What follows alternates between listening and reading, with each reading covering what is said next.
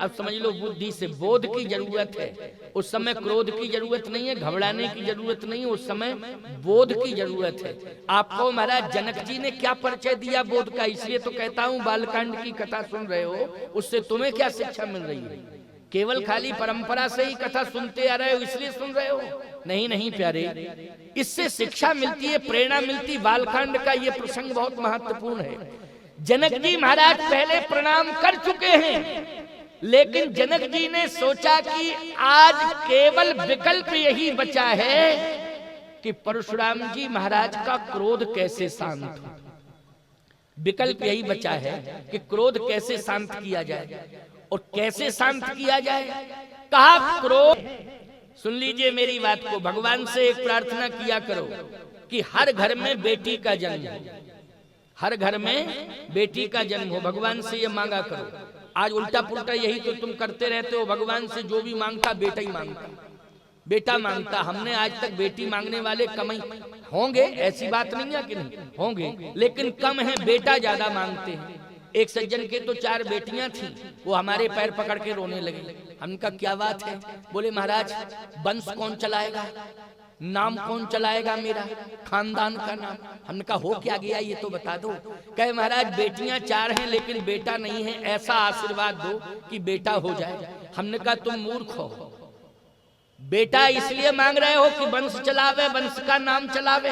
हमने कहा पहली बात तो ये कि बेटा होगा तो तुम्हारे मरने के बाद तुरंत ही तहसील में एप्लीकेशन देगा, इनका नाम काट के मेरा चढ़ाया जाए।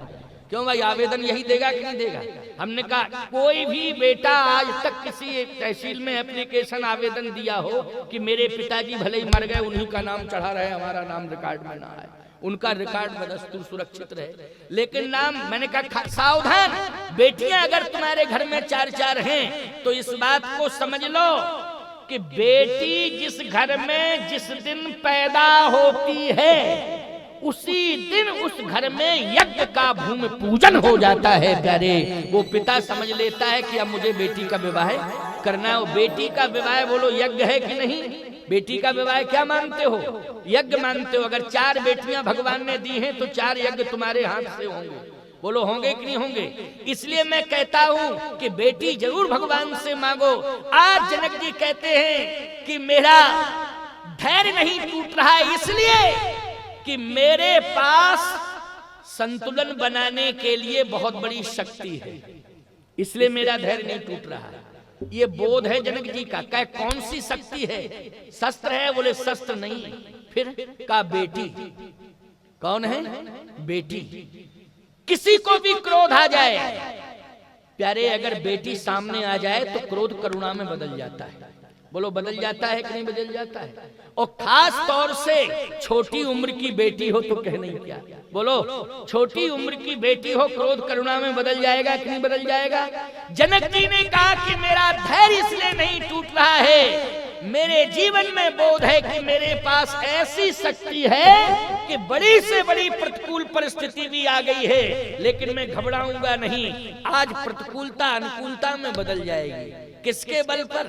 का बेटी के बल पर। और सीता जी को इशारा किया, इशारा किया।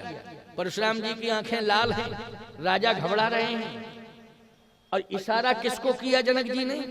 सीता जी को। जैसे इशारा किया, आहा, बेटी वही है जो बाप के इशारे पर चले। बोलो बेटी वही है जो माँ बाप के इशारे पर चले, वही बेटी है। इसलिए बेटियों को भी मैं शिक्षा दे रहा हूँ कि माँ बाप के इशारों पर चला करो। यदि माँ बाप के इशारों पर तुम चलोगी तो तुम्हें श्री राम जैसा वर प्राप्त होगा, ये मैं दावे के साथ कह रहा हूं। लेकिन माँ बाप के इशारे पर तुम्हें चलना पड़ेगा। बोलो सीता जी माँ बाप के इशारे पर चली, कौन सा वर मिला?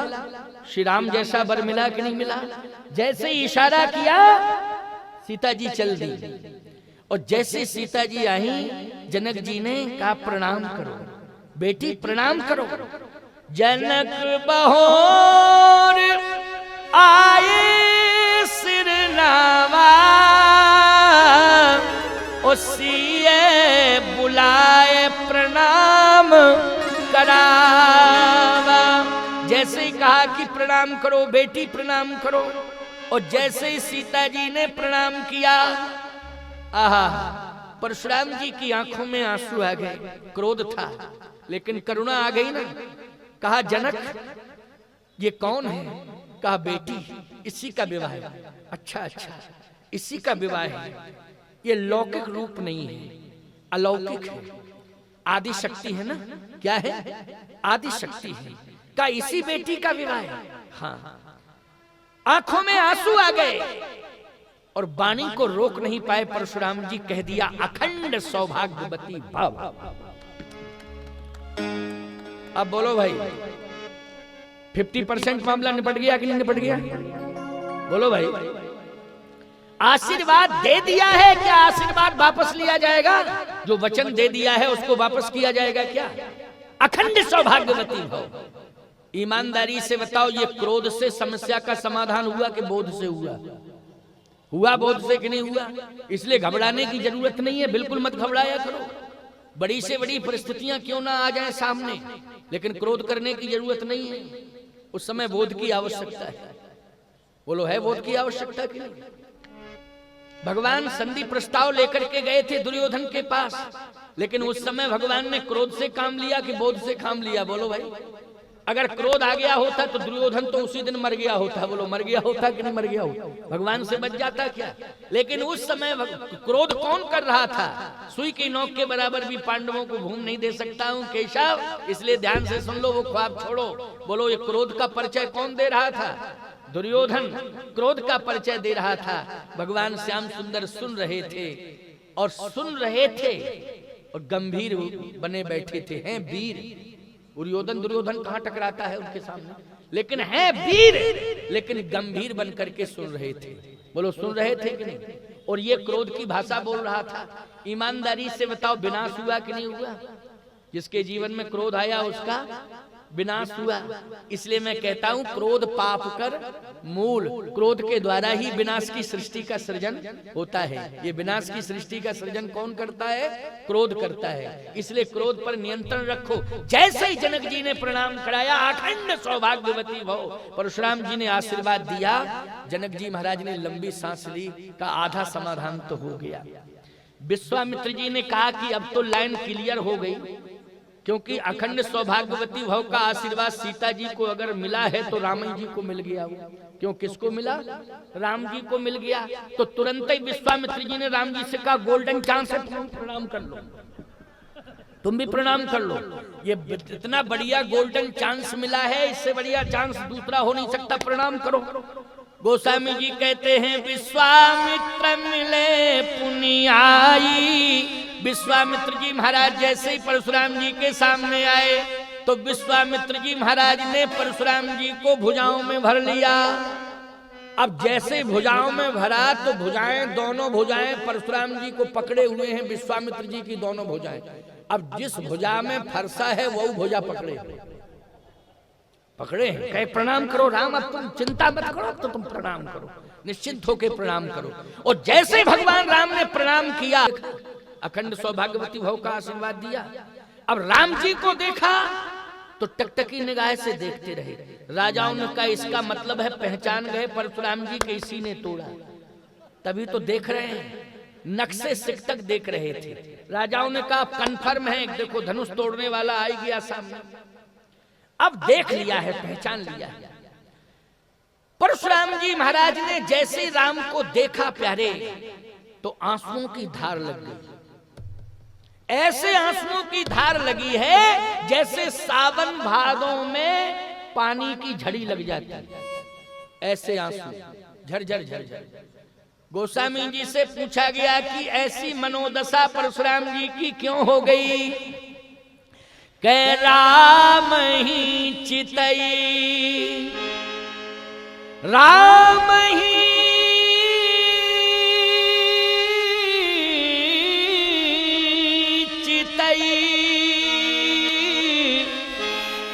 रहे थक लोचन,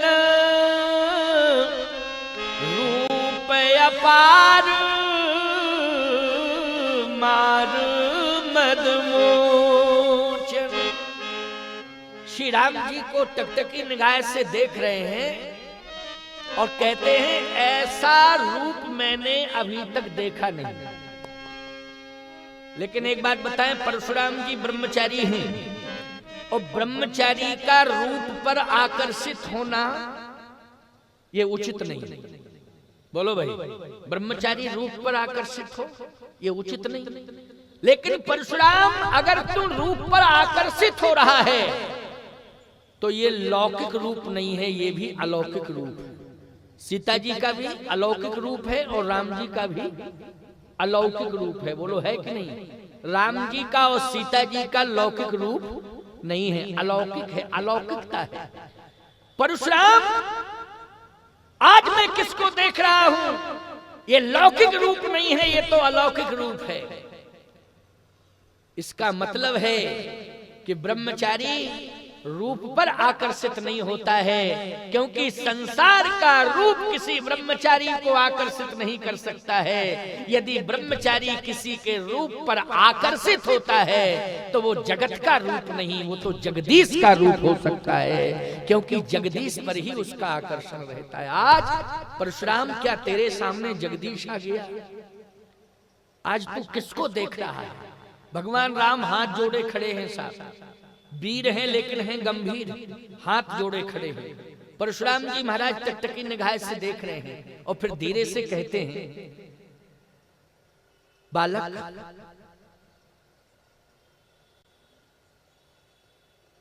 तू प्रणाम तो कर रहा है, लेकिन मैं ये जानना चाहता हूं कि धनुष तोड़ने का साहस और दुस्साहस किसने किया है? क्या तू नाम बता सकता है? ये कन्फर्म है कि सभा में तू था और तेरी सुकोमलता, तेरा स्वरूप, तेरी सरलता और सहजता ये सिद्ध कर रही है कि तू बता सकता है कि किसने तोड़ा है। एक बात आपको बताएं, किसी छोटे बच्चे से झूठ बोलने का रिहर्सल करवाओ तो जिस तरह से रिहर्सल करवा रहे हो वो न बोल करके वो वास्तविकता बोलेगा। जैसे मान लीजिए हम पहुंचे तुम्हारे दरवाजे पर और दरवाजा बंद हो और हम कुंडी खटखटाएं, अरे खोलो खोलो खोलो, हम आ गए हैं, स्वामी जी चित्रकूट वाले जगत गुरु हैं, खोलो खोलो। अब तुमको हमसे मिलना नहीं है तो तुम छोटे बच्चे से कहोगे जाओ कह दो कि पापा है ही नहीं। अब ये तो कह दिया, वो आएगा और तुरंत कहेगा स्वामी जी पापा कह रहे, जाओ कह दो पापा है नहीं। क्यों, यही कहेगा कि नहीं कहेगा? वो बिल्कुल कन्फर्म है कि यही कहेगा, वो ये नहीं कहेगा पापा है नहीं, वो अपनी सत्य बात कहेगा। बालक तुम इस सभा में मौजूद रहे, मैं ये जानना चाहता हूं, तुम्हारे रूप को देख करके मैं बलिहार हो गया हूं, तुम्हारी सरलता सहजता से आज मैं प्रभावित हूं, मेरा क्रोध करुणा में बदल गया है। लेकिन मैं ये जानना चाहता हूं कि तुमने देखा है धनुष टूटा है, लेकिन तोड़ा किसने है उसको बता दे। राजाओं ने कहा इसका मतलब है कि मरना हम ही लोगों को है, क्योंकि जिसने तोड़ा है जब सामने पहुंच गया है फिर भी विश्वास नहीं हो रहा, उसी से पूछा जा रहा किसने तोड़ा। अब पता नहीं मूड में आवे किसका नाम बता दे कि किसने तोड़ा। लेकिन राम जी वीर हैं, गंभीर हैं, बोले कुछ नहीं, बोले कुछ नहीं। परशुराम जी ने कहा इसका मतलब यह है कि इस सभा में मुझे ये बताने वाला कोई नहीं है कि किसने धनुष तोड़ा। लेकिन फरसा अब तू इंतजार मत कर, इंतजार मत कर। फरसे ने कहा कि 9:15 बज गए हैं। अब इंतजार, परशुराम जी ने कहा कि मैं कहता हूं, अब देखो 10 मिनट की बात है, इसको जरा सुन ही लो, क्योंकि सुना दे 9:06 हुए हैं अभी है ना, 9:06, 9:15 नहीं हुए, हम गलती देख गए थे। तुम्हारी घड़ी में 9:15 तो नहीं बज गया किसी घड़ी में? ये कह रहे हम घड़ी देख ही नहीं रहे हैं कोई। चलो 10 मिनट की बात और है, जरा सुन। परशुराम जी ने कहा तू अपना कमाल दिखा परशु, क्या इंतजार कर रहा है? तो परशु ने कहा कि क्या कमाल दिखाएं? कमाल क्या दिखाएं? पता तो चले कि किसने तोड़ा। परशुराम जी ने कहा कि सुनो परशु, तुम तैयार हो जाओ, हम थोड़ा सा मौका दे रहे हैं। उस मौके में जो आ जाएगा सामने धनुष तोड़ने वाला, समझ लो सबको छोड़ दिया जाएगा, बस उसी को दंडित किया जाएगा। लेकिन मौका दे रहे हैं, एक 2। परशुराम जी ने कहा 3 कहूंगा और सामने आ जाना, नहीं तो हम सभी राजाओं के ऊपर पहले फरसा चलाएंगे और जितने राजा हैं पहले उन्हीं को निपटाएंगे। राजाओं ने कहा ये कन्फर्म ही है कि मरना हम ही लोगों को है। अब मौत ही जब आ गई है तो फिर अब क्या किया जाए। तब तक एक राजा बोला सुनो, सब बच जाएंगे, कम से कम तुम बलवान हो, अपनी बहादुरी की बात कर रहे थे, तुम सीधे जाके कह दो परशुराम जी से जाके कि जो सामने सीधा साधा राजकुमार खड़ा है, हम पुरखों की कसम खा के कह रहे हैं इसी ने तोड़ा। जो सीधा साधा लग रहा है देखने में उसी ने तोड़ा, जाकर के कह दो। तो वो राजा कहता है हमको बेवकूफ मान रहे हो क्या? आंखें लाल लाल हैं, फरसा हाथ में लिए हैं, क्रोध कर रहे हैं, और हम जैसे ही सामने जाएं तो परशुराम जी यही समझें कि इसी ने तोड़ा, इसलिए वो दें फरसा सीधा। बोलने का मौका ही ना मिले तो मर और जाएंगे, मर जाएंगे, बोल पाएंगे नहीं, मर के मर जाएंगे। तो अगर चलना है तो सभी चलो इकट्ठे और सीधे जाके कहो नहीं अकेले हम मरने के लिए नहीं जाएंगे, और मरना है तो सबको मार के मरेंगे। ऐसे थोड़ी कि अकेले मर जाए। कहा ऐसा नहीं होगा। परशुराम जी ने कहा हम 3 तक गिनती गिन रहे हैं, 3 में सीधे जिसने तोड़ा हो सामने आ जाए, नहीं तो हम फरसा चलाना शुरू करेंगे। 1 2। राम जी तो हाथ जोड़े खड़े हैं, हाथ जोड़े खड़े। अच्छा लक्ष्मण जी जरूर देख रहे हैं कि अब होता क्या है, अब क्या होता है। इधर से उधर, उधर से इधर, इस तरह से निगाह लक्ष्मण जी की। अच्छा विश्वामित्र जी महाराज भी समझ रहे हैं कि जहां राम है वहां संग्राम हो नहीं सकता। बोलो भाई, विश्वामित्र जी ये समझ रहे हैं जहां राम है वहां संग्राम हो नहीं सकता। बोलो ये विश्वास की बात है कि नहीं? ये किसकी बात है जल्दी बोलो। राम के सामने संग्राम, और वो भी संहार, और संहार में भी ऐसा संहार कि जहां जनक जैसा धर्मवान खड़ा हो। बोलो भाई, जहां जनक जैसा धर्मवान खड़ा हो और जहां पर सतानंद जैसा धर्मज्ञ खड़ा हो, और जहां पुर नर नार सुभग सुई संता धर्मशील ज्ञानी गुण वंता, ऐसी धर्मवान जनता, उसके सामने इतना बड़ा संघर्ष, और राम के सामने संघर्ष। जहां राम हो वहां संग्राम। विश्वामित्र जी कह रहे हो ही नहीं सकता है, ये विश्वास की बात है। और राम जी बिल्कुल वीर हैं लेकिन गंभीर मुद्रा में खड़े हैं साथ। परशुराम जी ने कहा 1 2, और जैसे का 3, उसी समय भगवान राम हाथ जोड़ के बोल पड़े। 3 कहा और राम जी बोले। जैसे ही राम जी के मुख से शब्द निकला, अच्छा राजाओं ने वो शब्द नहीं सुना राम का, क्योंकि जो मरने वाला व्यक्ति होता है उसको मौत ही दिखाई देती, ना कुछ सुनाई देता है ना कोई दिखाई देता। क्यों भाई, जो मरने की कंडीशन में पहुंचता, तो वो राजा लोग तो यही सोच रहे हैं कि तो फरसा चलने वाला है निश्चित रूप से, अब तो सभी को मरना है। 3 कहा तो 10 मिनट हो गए। राम जी हाथ जोड़े खड़े हैं, उस शब्द बोलना ही चाहते थे, परशुराम जी ने ऐसे इशारा किया रुको रुको, इसका मतलब है कि तुमने धनुष तोड़ा, तुमने धनुष तोड़ा, या किसी का नाम बताने जा रहे हो कि किसने धनुष तोड़ा? बोलो बोलो बोलो बोलो।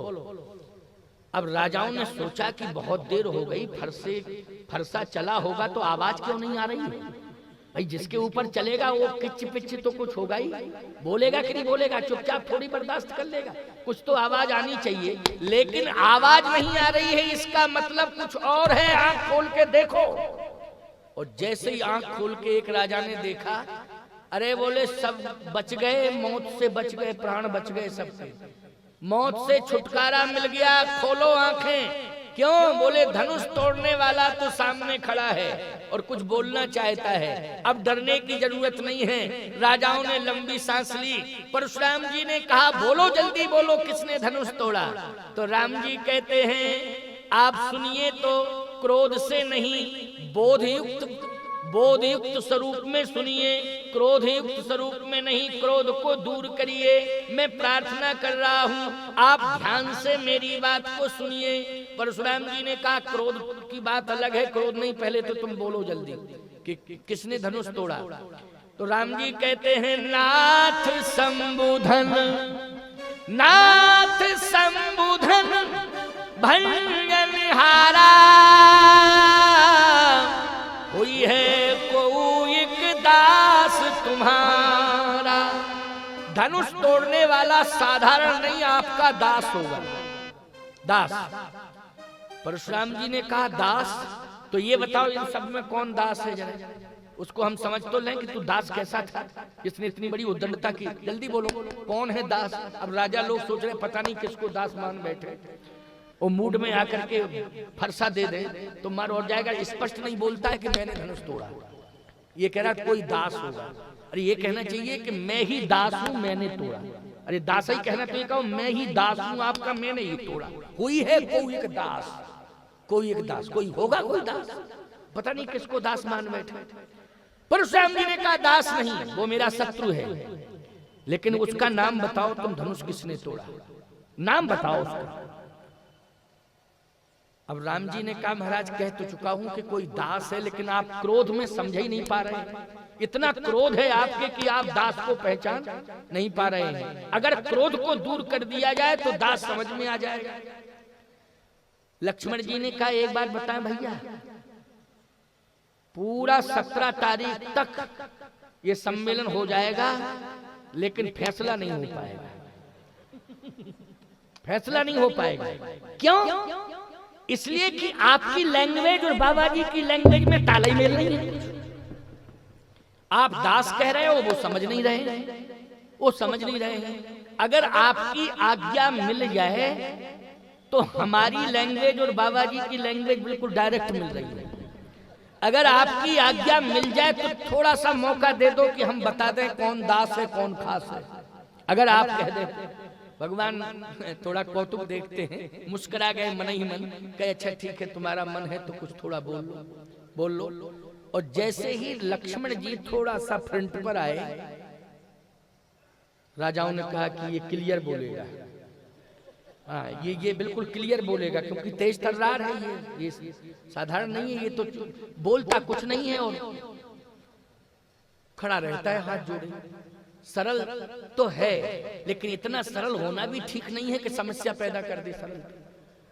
और देखो ये बोल नहीं रहा, पता नहीं समस्या कितनी बड़ी पैदा होती अगर ये सामने नहीं आता, छोटा वाला गोरा गोरा राजकुमार, तो समस्या पता नहीं फरसा किसके ऊपर चलता। लेकिन आगे आप समाधान हो जाएगा। लक्ष्मण जी जैसे सामने आए, परशुराम जी ने कहा एक बात बताओ, हम समझ रहे हैं कि तुम फ्रंट पर आ गए हो, धनुष तुमने तोड़ा। परशुराम जी बोले ये बताओ तुम्हारा था। परशुराम जी बोले धनुष तुमने तोड़ा। लक्ष्मण जी बोले ये बताओ आपका था, पहले ये बताओ आपका था क्या। परशुराम जी ने कहा मेरा नहीं था, मेरा नहीं था। तो लक्ष्मण जी बोले फिर आपके बाप का था क्या, इतनी बातें क्यों कर रहे हो। परशुराम जी ने कहा मेरे बाप का था, मेरा नहीं था, लेकिन मेरे बाप का था। तो आपके बाप कौन है, परिचय दे दो जरा, आपके बाप हैं कौन, परिचय दे दो। कहा मैं ब्रह्मचारी हूं और मेरे विरक्त संस्कार हुए हैं और मैंने भगवान शिव को अपना गुरु माना है। विरक्त परंपरा में जो गुरु होता है वही बाप होता है। बोलो भाई, जैसे हमारे राजस्व रिकॉर्ड में जो बल्दियत डली है वो जन्म देने वाले बाप की नहीं डली है, हमारे गुरु की डली है। किसकी डली है? पिता के स्थान पर नाम किसका है? जन्म देने वाले बाप का नहीं है, गुरु का है। क्योंकि हम ब्रह्मचारी हैं, विरक्त हैं, इसलिए हमने पिता के स्थान पर गुरु का नाम लिखा है। तो मेरे बाप का था धनुष से, तुम ठीक बोल रहे हो कि बाप का था, तो बाप का ही तो था। तो आपके बाप कौन है? का भगवान शंकर। लक्ष्मण जी बोले आपके बाप ही तोड़वाने चले आए, तब क्या दोष है फिर किसी का? आप अपने बाप से ही करिए बात। परशुराम जी ने कहा कि मेरे बाप, यदि शंकर जी आपके बाप हैं तब मैं कह रहा हूं महाराज ध्यान से सुनना, अगर शंकर जी आपके बाप हैं, शिव जी को आपने पिता माना है, तो इस धनुष को तोड़वाने में जिम्मेदार भगवान शंकर है। और यदि इसकी पुष्टि आपको चाहिए तो आप अपने पिता से पूछो, अपने बाप से पूछो जाके। परशुराम जी ने कहा कि अगर ये सत्य है तो इस समय तो मेरे बाप विश्राम कर रहे होंगे, अब कल ही पूछेंगे उनसे क्यों भाई? क्योंकि 9:15 बज गए हैं। अब क्लियर करेंगे कि हाँ, और ये बात बिल्कुल सत्य है कि धनुष को तोड़वाने में शंकर जी की भूमिका, किसकी भूमिका है? भगवान शंकर की भूमिका है। इसलिए ये कन्फर्म है कि शिव जी का धनुष है, वो तोड़वाने वाले कौन है? भगवान शिव हैं। और सत्य है ये, अब शिव जी हैं धनुष तोड़वाने वाले।